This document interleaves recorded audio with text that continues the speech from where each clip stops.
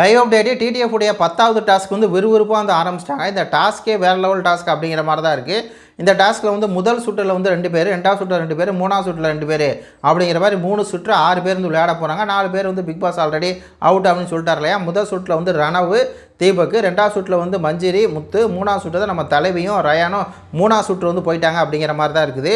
இதில் இப்போ லைவில் முதல் சுற்றுக்கு உண்டான டாஸ்க் இது 2 பேர் தான் வந்து விளையாட போகிறாங்க. ஏன்னா 2 தான் இருக்குது.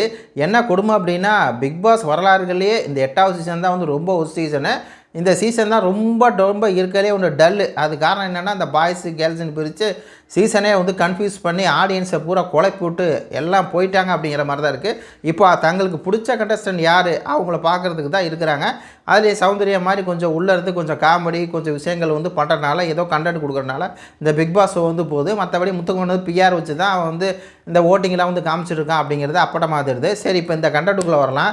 முதல் சுற்றில் வந்து ராணாவும் தீபக் அண்ணனும் வந்து விளையாடுறாங்க. சௌந்தர்யாவுக்கு வந்து தீபக் தான் ஜெயிக்கணும் அப்படின்னு சொல்லி எல்லா தீபக் அண்ணன் நல்லா என்கரேஜ் பண்ணுறாங்க. ராணாவும் வந்து என்கரேஜ் பண்ணுறாங்க. இதில் மொத்தம் 12 இருக்கு இல்லையா, கடிகாரத்தை வந்து 12 முழுக்கும் 12 பால் அப்படியே வந்து இதை பிடிச்சி என்ன பண்ணோம், அதை வந்து ஒரு பாலாக போடணும்.